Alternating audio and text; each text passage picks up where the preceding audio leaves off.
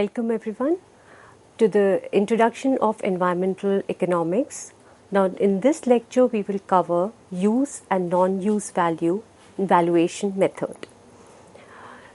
Briefly describing the objectives of this lecture, the learning objectives are to understand the importance of environmental resources, know about the broad classification of environmental resources based on their uses, difference between use value and non-use value, various types of classification on the basis of damage and injured party, implications of categorizing environmental goods based on different ways, to understand the need to value environmental goods, know about the basic environmental valuation techniques, comprehend the ways of assessing environmental goods, methods for creating hypothetical markets, valuation techniques, and then comprehend the right choice of techniques while valuing environmental goods.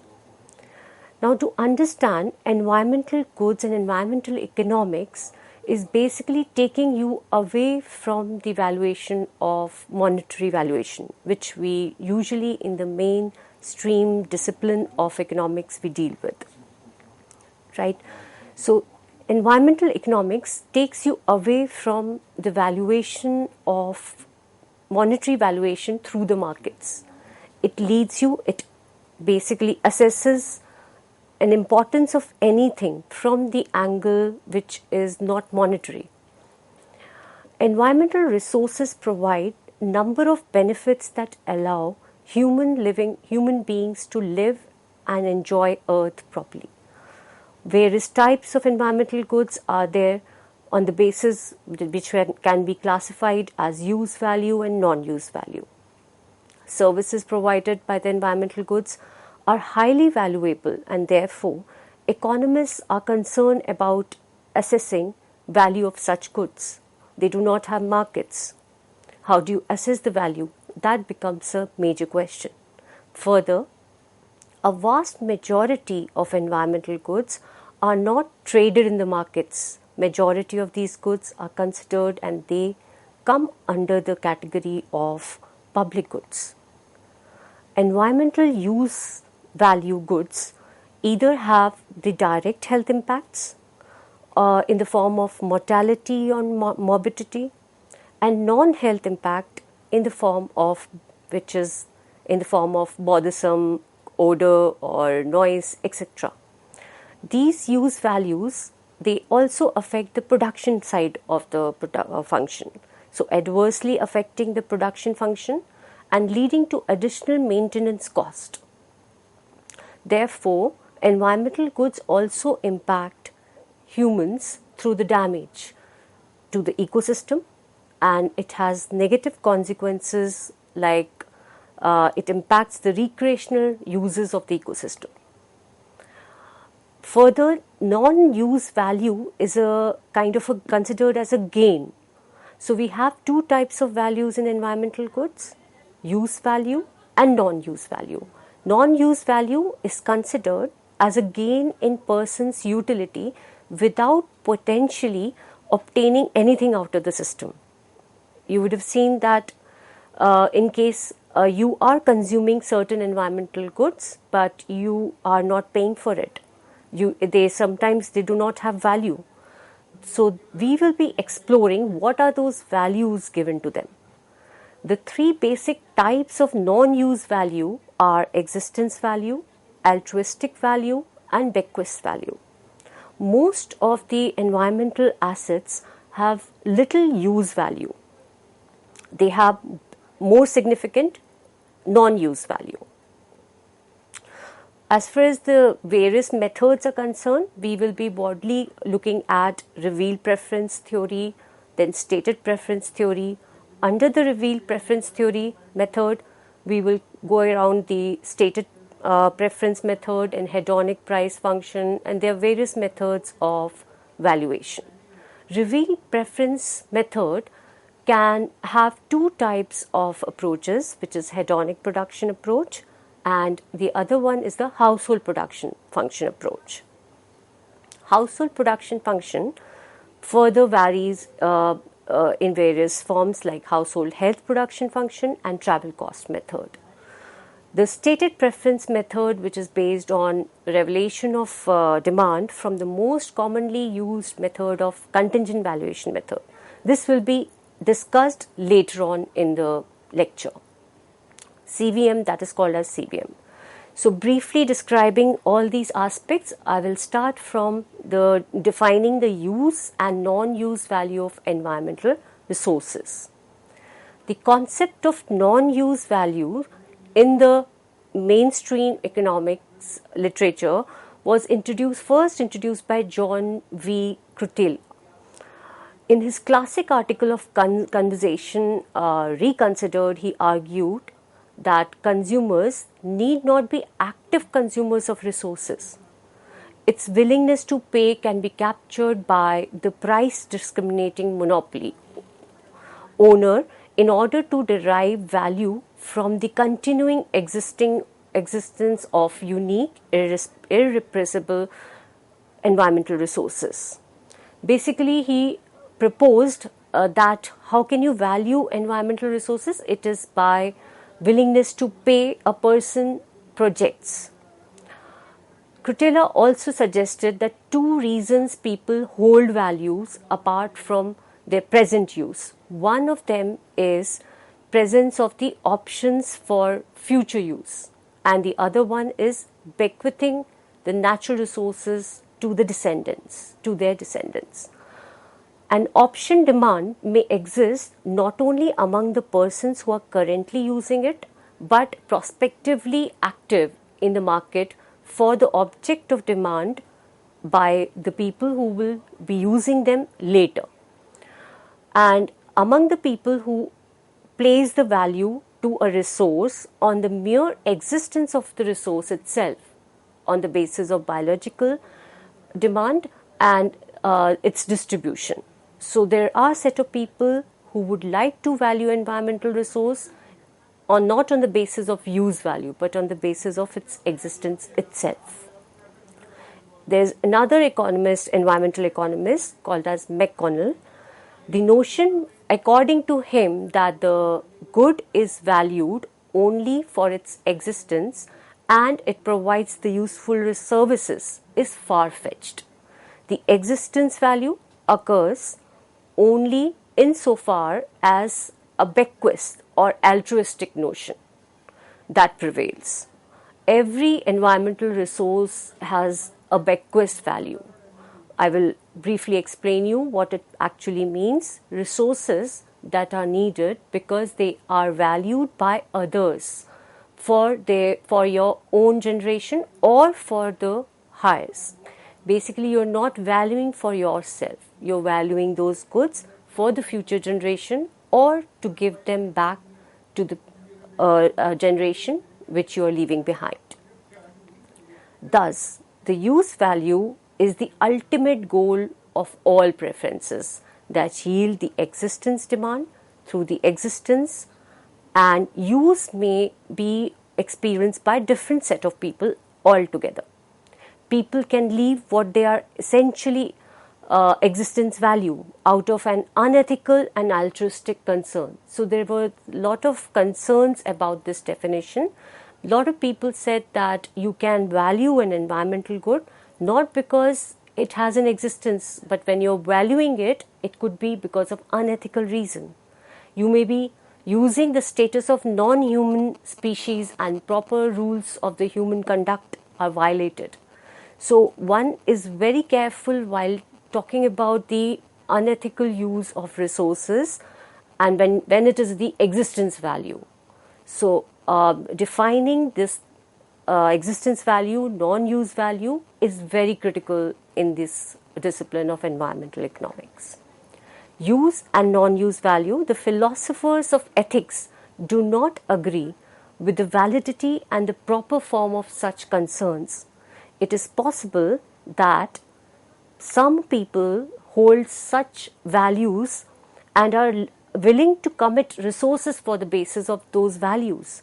Such values could be entirely independent of any human use of the environment. Therefore, the classification finally results into two types of values and goods. One are the goods which are use value goods, the other one are non-use value goods. Use value goods are further classified on the basis of present use, expected use, and prospective use, future use. The other is the non-use value, which are further divided into three forms: existence value, altruistic value, and bequest value. So we will soon see in detail the use value definition and what are type of goods which are coming under the environmental goods coming under the use value. Conventionally, the use value of an environmental good includes its present value.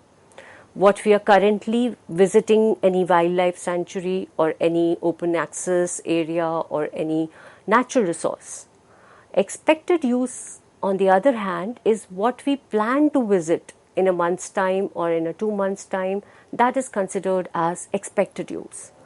Finally, the possible use is considered as visiting a sanctuary or a national wildlife sanctuary in coming years, or say 5 years down the line. You basically plan to do that.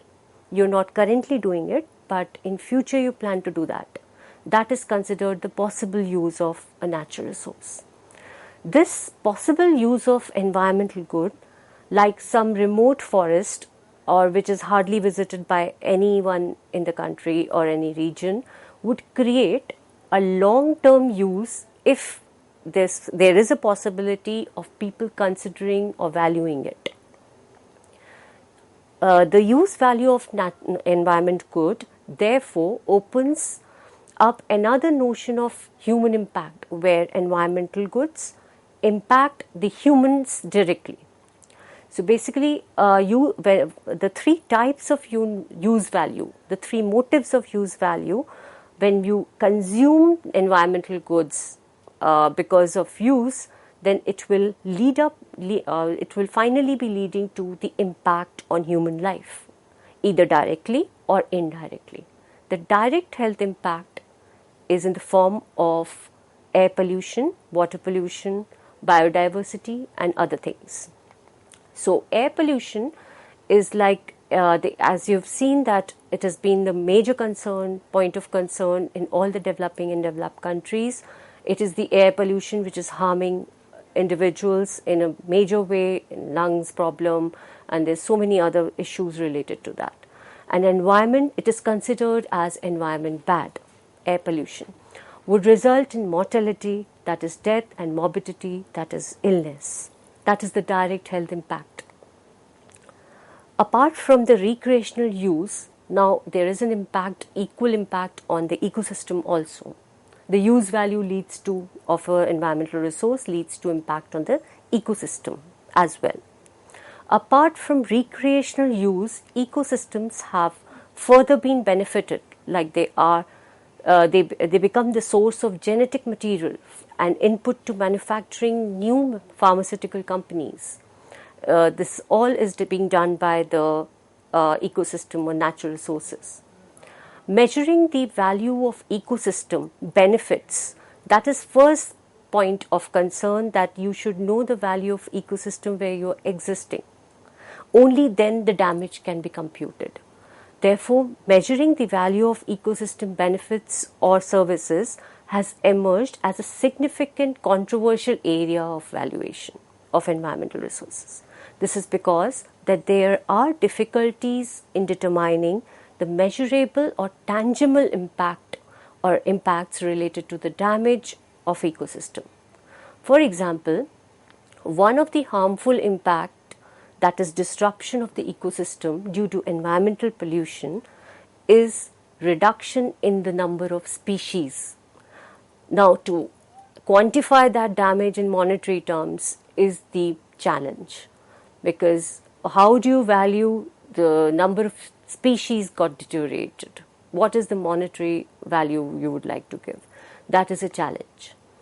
Then this would be a long-term impact of mankind. It will indirectly, extinguishing species would indirectly affect the mankind itself. So how do you value this damage? This aspect of disruption of ecosystem and its impact on mankind finally as a consequence usually is ignored and underemphasized, and this was pointed out in while the US Environmental Protection Agency 2009. Now, if we move from use value to the non-use value, non-use value is the most debatable aspect of the classification of environmental goods. Non-use value is defined as the gain to a person enhancing the person's utility without the person actually utilizing the good. So that's the point, that you are attaining the utility out of a good without consuming the good, without actually reducing the quantity of the good, and that's or the service directly. It rather refers to applying the word using very broadly. In this case of non-use value, one may value the ecosystem in a remote area without actually using the ecosystem or intending to visit the ecosystem. And this is deriving any material benefit, without deriving any material benefit out of it. It is just the presence that matters. If you value that presence, then it is considered a non-use value.